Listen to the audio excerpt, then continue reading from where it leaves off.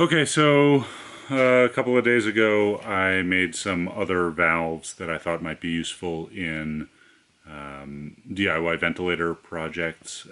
Check valves are good. Somebody posted a interesting comment on the PEEP valve video, and I think he was totally right, which is that you can put the exhaust tube into a column of water that's about 67.5 millimeters of water. That works out to be something like 5 millimeters of mercury, so that whenever anybody's exhaling, they're pushing water down and out of a tube that's 67 millimeters of water pressure should be a reasonable exhalation pressure, and that's much simpler than my PEEP valve, and I think probably more foolproof. So if you were designing a system with a PEEP valve, I would go with that one for now. I have been worried about the supply of Ambu bags, which are the squeeze ball bag pumps that a lot of people are designing open source ventilators around. I think they are definitely the first choice if you can use them and we can find them. But if not, I've been looking for a sort of backup of a backup solution. So this is a pump head for basically an Ambu bag or any sort of pump that I made. Again, if you have an Ambu bag, you don't need this, but if we can't get them, this might be a good solution. So what this is a threaded insert with a nut. You can see this threads on, and will go inside of a squeeze ball or a hydraulic pump system. And then these are two check valves. One is facing this way and one is facing this way, so air can only enter from one port, this port, and then exit through this port. And so if I breathe through it, you'll hear some clicking from one valve closing and the other valve opening, and vice versa, back and forth. So let's see if we can do that.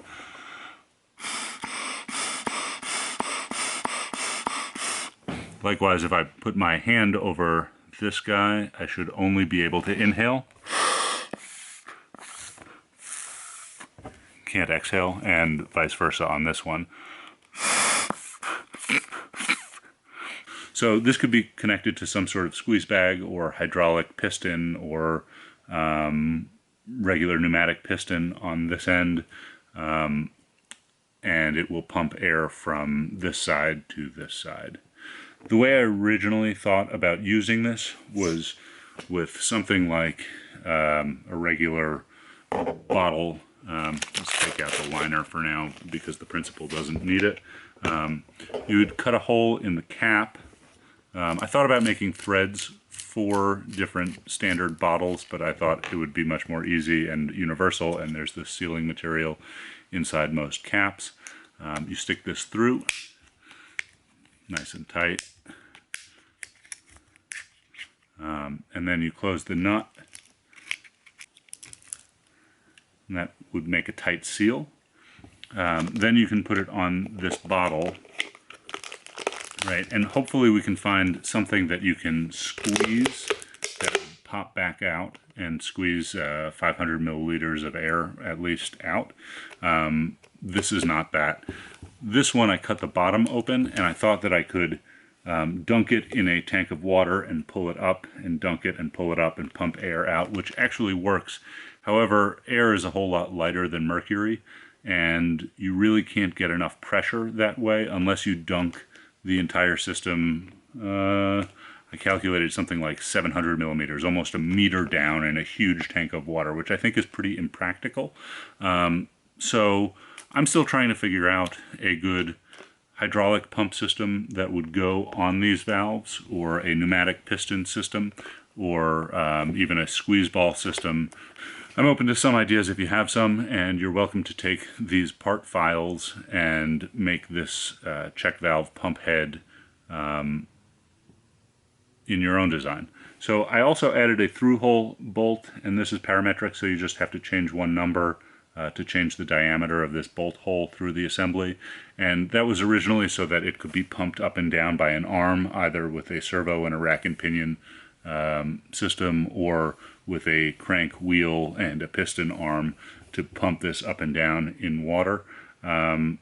I am not sure the best way to pump. Maybe this will just go on a bag that will get squeezed if we can figure out a bag that will return to its own shape. Okay, so real quick, let's go through the pieces.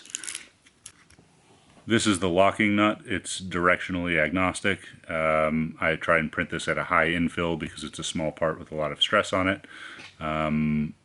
Something like, 40 to 90% infill with 3 to 4 shell walls on your printer. I printed this out of PLA. That should be fine. PETG is clearly a better option if you have it. This is just the cap of a bottle that you would attach it to. I'm, again, not sure what bottle you should attach it to.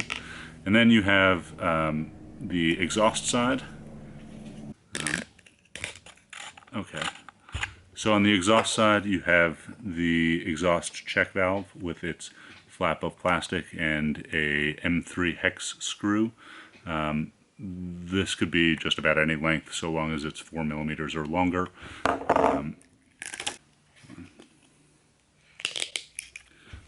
Okay. Then on the intake side, you have another check valve. Same deal, same piece of plastic as a membrane, same M3 hex screw, and it screws into the body here. I would recommend using Teflon tape to seal the threads here and here, and you should be good. So let me know what ideas you have around what type of squeeze bulb or pneumatic hydraulic cylinder we might use to pump through this valve body, and I will work on that next. Hopefully we will not run out of Ambu bags or some sort of commonly available pump system, but if we do, we've got this part now. Okay, thanks very much. Have a good one. Yeah, you can pump up and down, and this will pump. The problem is that there is not enough pressure from this water at this stroke length until you get to maybe under about 1.5 feet of water underneath the water to push enough air or high enough pressure to ventilate somebody's lungs. So this does not work as a pump, but this valve is working.